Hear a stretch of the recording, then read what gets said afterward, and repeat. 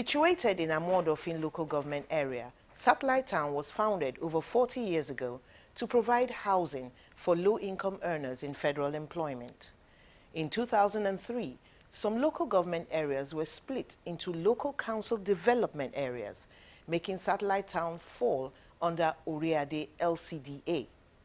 Over the years, the presence of business entities like the Lagos International Trade Fair Complex commercialized the town and increased its population of settlers, perhaps a bit more than expected. But for residents, the most pressing problem is the presence of tank farms in close proximity to living quarters. This is Big Story. Welcome to the program. I am Mary Alale Yusuf.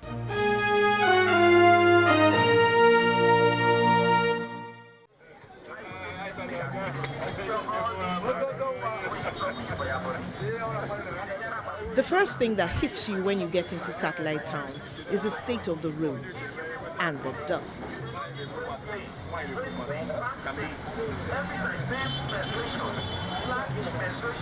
Cars inch along on these mostly unfinished surfaces. Satellite Town is a residential area just off the Lagos-Badagry Expressway, consisting of several housing estates. It is close to Festac Town on one side and Snake Island on the other, and about 15 kilometers from Apapa, which is home to Nigeria's largest and busiest port complex. Residents and shop owners remember a time when Satellite Town was a choice place to live and do business in. But now they have regrets. The roads are completely in a bad, terrible state. As you can see, once you are able to, you drive, it takes you more than hours to go out of this road.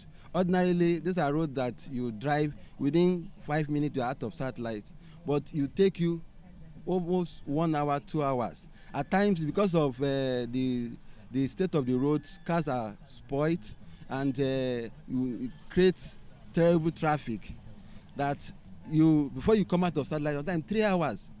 The other day we were trying to go out because of a car breakdown. No way, we tried to push it aside and you can't go out. You can imagine that you are coming from outside, all the way from Island or Lekki. You get to this point almost 45 minutes, but to come into your own estate, it takes you about 3 hours, no road. If you want to go through the major road, you see all those tankers, they've already occupied both lanes. They are there. So the inner route to our estate again, we expected our local government to take care of all these roads, and they seem to be reluctant, nonchalant to address our needs. And we are not even talking of the light or the water, because already those things they've abandoned it. Now they promised us they are going to do our roads. They placed billboards around everywhere, from Navy Gate to Stepping Stone, that is the Marwa Road. And all they could do for now is the road from Close 1 to 16. The local government made a promise to totally rehabilitate roads within 6 months. This promise, they say, has not been delivered as scheduled. Then they also now try to do palliative measure for the other side. Instead of putting the stones, these are the stones. The stones are here. We have the stones that we are expecting that they will lay all the stones to give us a proper good road. But for 2 months now, the stones are there. They are moving the stones gradually in the night, from the look of things. And we are afraid that they might not continue the rest of the road. That is the problem. That is the serious predicament we are facing now. People are dismayed about the many accidents which occurred during the rainy season, when it was difficult to tell the difference between a flat surface and a pothole. Their angst is only slightly less with the dusty alternative the change in season has brought. Satellite, I have a shop so that I can meet up to be somebody rich, because I'm a widow, I'm managing myself. When I come to this place, the rain doesn't allow me to even say 1 naira. I stay here for 6 months. I did not get even 15 naira as my service because of the bad roads. So I decided to say, what will I do? Let me park. It's only one person telling me that I should get patient. Government will put mud. Government will put iron. After this is Navy Town Road, Central Bank Road. Local government, both the two, the big local government is in this road. I don't know why the road will remain like this. There's a day one woman was coming with provision, with children provision. He fell inside the deep of the water. The woman just take verse, leave the whole provision, leave everything and left. And be crying, why should I be living for this road? Let me go to the house and call my husband that should leave this place. Many people are complaining bitterly. People are packing out. People are living, build very good mighty house, but they are leaving it. They were telling us before that they will start work immediately after the rainy season. The rainy season is over now. We anticipate that they should start work immediately. Once a comfortable place to stay, the NNPC estate is falling into ruin. Water from rain is collected here and has no way to flow out. Drainages are stagnant. This is not a carpet of grass, but a pool of long-standing water within the estate, which over time has grown these organisms. It's been like this for several years and gets worse when it's raining, residents explain.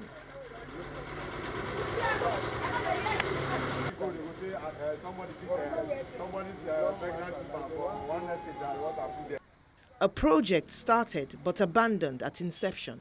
This is Ayinke Timpson Avenue, a long stretch of road linking two major outlets from the town.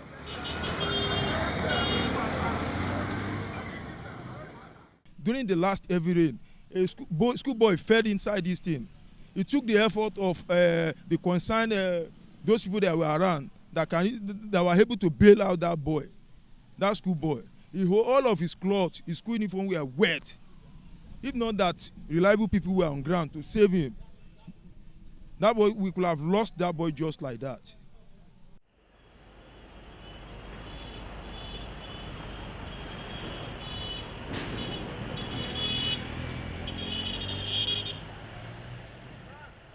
Bad or substandard roads could be the problem of any average community, but in Satellite Town, there is a bigger and more dangerous threat to life and quality of living.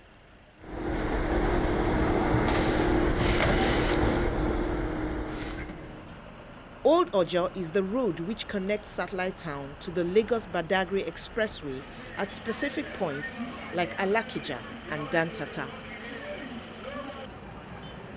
It has become a motorist's nightmare owing to the perennial presence of tankers. They break down regularly and even use the road as a car park on Route 2 or out of tank farms at Ijegun, making it near impossible for other motorists to access the expressway. The whole of our drainage has been collapsed. The drainage opposite Oriade local government happened to be underground drainage, and we have been clamoring that they should make it open drainage. Ever before the construction of that drainage, immediately after the construction of that drainage has been giving us problems. Now, tanker people have collapsed the old drainage. The chambers that were on that drainage, they've collapsed everything. The whole place is filled up. The only thing is that they should make it open drainage while they were doing the reconstruction of this road. I think those people in Apapa, they kick against this thing. And at the end of the day, they have no option rather than to come here without carrying us along. Our prayer, right from day one, our prayer is that they should relocate. They should relocate. A residential, cluster residential area cannot be cohabiting with a town farm of 18. There are so many virgin land along this Badagry Express Road. Virgin land, they can go there and start building up all this thing over there. This is purely residential area. Government really allocate this place, these satellites, as a purely residential area. The tanker farm started gradually, and now the thing has transformed into even bigger than our Papa's own. The tank farms there now are much in number, higher in number than what is obtainable in our Papa. My house is on the road, so the danger of living by the road and tanker petroleum product laden tankers passing there every day on a very, very bad road. So my fear is that one day there will be mishap, there will be accident, there could be accidents, and if there is accident, the petroleum product will seep into my house and consume my family. So out of that fear, I have to leave. I have to abandon my house. It's my personal house. I have to abandon it to move out. There is no fire service here. There is no safety measure put in place in case if there is need for it. There's no security measure, there's no safety measure, there's no fire service, there's no presence of anything. It comes with environmental degradation. They have degraded the environment because these roads were not constructed to carry that capacity. They came with that weight and destroyed the road, destroyed the drainage system, and the life here now is very, very harsh because there is serious environmental. They've degraded totally this environment. It is no longer peaceful. There's something dusty everywhere. A visit to the office of the chairman of Oriade Local Council Development Area shows she appears to be just as frustrated with the tanker activity on the very road where her office is situated, but says its administration does not lie under her purview.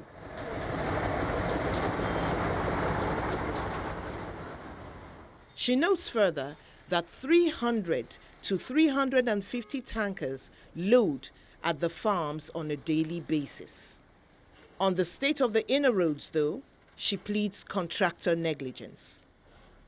We have a lot of abandoned projects which people have collected ever before I even came in, which they have not done. And I always tell those contractors, if you want to take a contract from this local government, you have to use your own personal money to start the job. After we have seen you doing the job to 20, 30, 40%, they will start paying you. Because you cannot use taxpayers' money to pay you, then you abandon the project and you not do it. And she agreed. First, we gave it to one contractor. That one to abandon it for almost 6 months. When this one came, he came with caterpillar, started dredging the water. We thought he's bringing materials. Later, we didn't see her. When I was a member of Lagos State Assembly, there was a road that Mirano collected from Mile 10 to Abule Oshuye. That road has been abandoned for over 10 years ago. Up till now, the road has not been completed, and the contractor has been mobilized. I would do it by God's grace. If the chairman's promise is anything to go by, residents of Satellite Town should be cruising along inner roads without any obstructions within a month. The contractor just moved back to site, I think on Monday. So they started doing it. And I've given them 1 month to, but you know one thing, you don't have to rush contractors. Because when you rush them, they will not be able to do a very good job for you. But you give them time to do a very good job for you. Because I don't want a job that they will do after 1 year, or 3 years, or 5 years. They will still go back to that place, which we need to move to another place.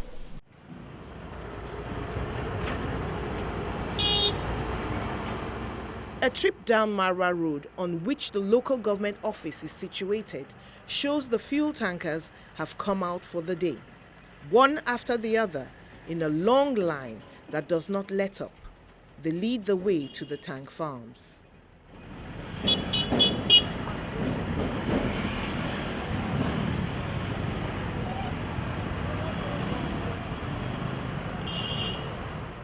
It has not rained in a long time, but the road is still submerged by water in some spots.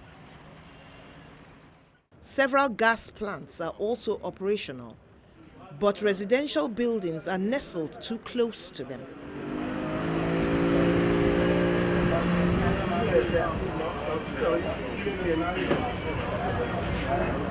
A barge with 6 trucks is spotted carrying cargo from Apapa.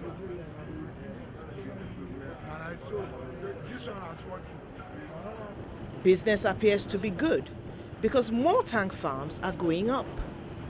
To construct a tank farm in this area, the land must be filled with sand dredged from the waterways.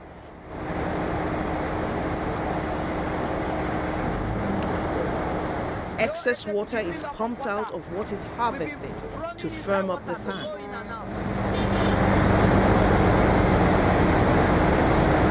Can you see the water they are pouring?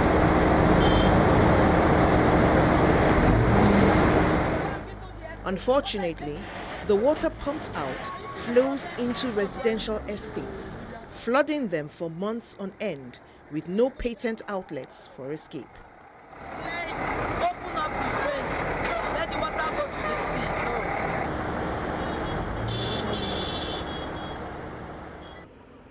One person who has suffered the effects is Linus Akubo, a school principal. The smell of fuel is palpable here.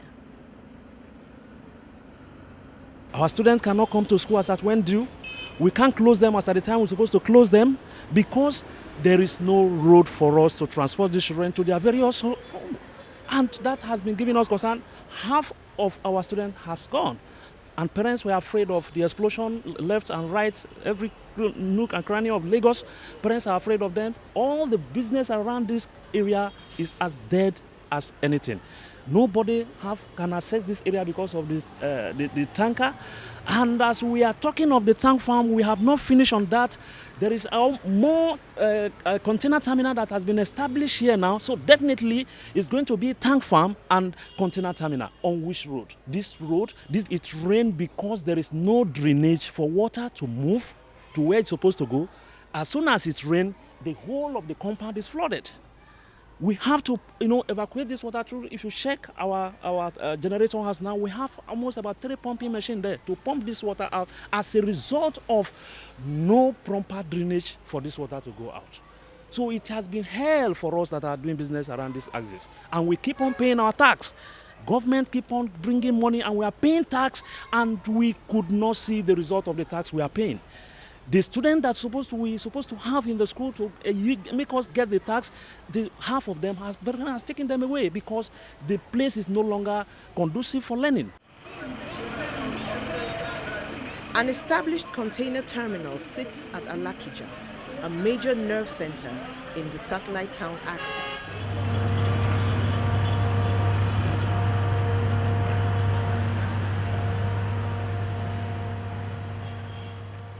This area on the waterways is the purported location for a container terminal, and Abule Oshun is yet another location residents say is marked out for the same.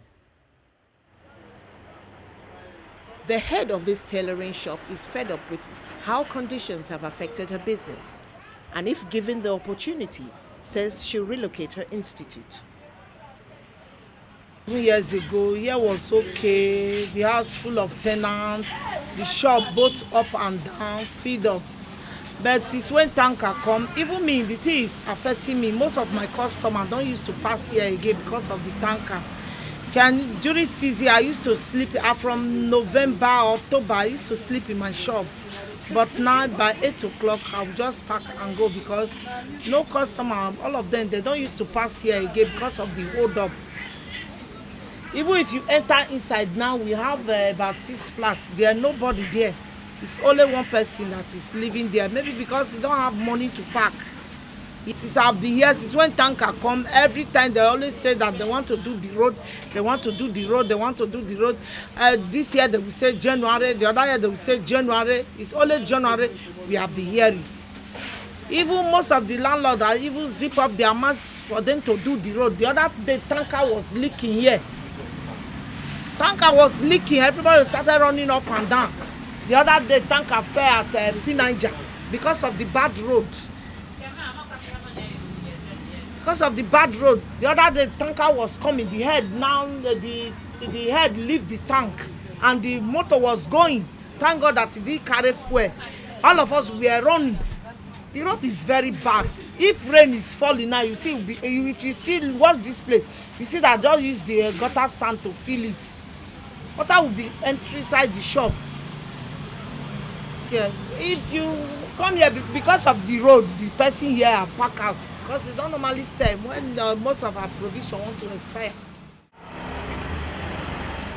As a real estate agent and property manager in the Amuodofin and Satellite Town area and a long-time resident, Ufoma is bitter about the developments. I've been here for over 38 years. My nursery school was here, Stepping Stone Nursery School. My family have a house in number 2 Mora Road. That's where I spent 38 of my life there. You get, so this is my place. This is where I belong. So if I see things that are wrong and things that are bad, I need to speak out. I can't be in an environment like this. It's affecting my business. It's affecting my livelihood. My kids, they school here, for crying out loud. You can't drive into Satellite and leave into Satellite 10 minutes because the truck owners, I mean the tanker drivers, they don't give you time. You could just drive into your home. You want to come out the next minute, the road is blocked. proprietors, people that have properties that will manage properties for, they've been complaining. As we are talking, people are relocating from Satellite down to Amuwo, from Satellite to Lekki because of the tank farm issue. We want to buy property here. Property in Satellite have depreciated dramatically. A 4-bedroom in Satellite that is going for 25 million, 24 million, now is going for 17, 18 million. The presence of tankers and tank farms makes Satellite residents feel entitled to help from the federal government. Tell this tanker when to come out. If we could have the time that, okay, from 10 o'clock down to 6 o'clock or 5 o'clock a.m. in the morning, that's their time. Everybody knows that's their time. You get, when you come out there, you know you're going to stuck in the traffic. You leave it for them. But for daytime, you give it to the business people, give it to us, because we have residence owners here. Here was meant for residential before they came in. Nobody could tell me Satellite Town is an industrial layout. Nobody will tell me that, because I know this thing more. My parents have houses here over 20 years ago, over 30 years ago in Satellite Town. So I know this very well, because that is my field. You go to Alausa, you want to do your survey. Alausa will tell you Satellite Town is FHA. Lagos State government, they know Satellite Town, even in Ijegun, owned by federal government. Because after the federal government built Satellite, there's a boundary. Then the rest, Ijegun. You get? So federal government cannot leave Satellite alone. You cannot turn your eyes off Satellite. Because the menace, this tankers issue is even bigger than the Lagos State government. It's bigger than Lagos State government. But federal government, as a bigger brother or as a father, could call Lagos State government and the tanker owners and the community, bring everybody together. What is the problem? That is what the government needs to do. Because we pay our tax as citizens. We reached out to the Nigerian National Petroleum Corporation, NNPC, to get a response to the residents' agitations.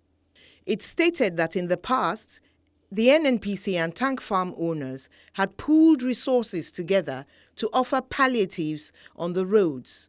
But in a meeting several weeks ago, it and the Lagos State government made strong commitments for a lasting solution as soon as possible. I mean, issues relating to infrastructures, first of all, the roads and the access, because Ijegun today, on the average, does an average of between 30 to 35 million liters of petroleum products, trucked, million liters trucked out of Ijegun. And really, that is a serious economic hub. On the average, every week, that means almost about 300 to 400 million liters of petroleum products comes out of Ijegun. So therefore, we're trying to avoid a situation where the host community would be having issues with the business owners. And that's why we've been doing everything possible. We're trying to partner with state government, the federal government, DPR, and every other stakeholders to make sure that all infrastructures and things that have to do in terms of having the best practices, happens around them.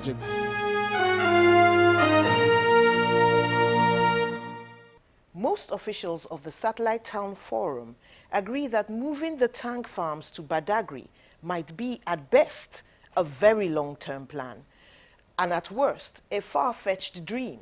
But constructing access roads for residents to escape tanker activity in the center of town is feasible and a moral duty that government owes the community.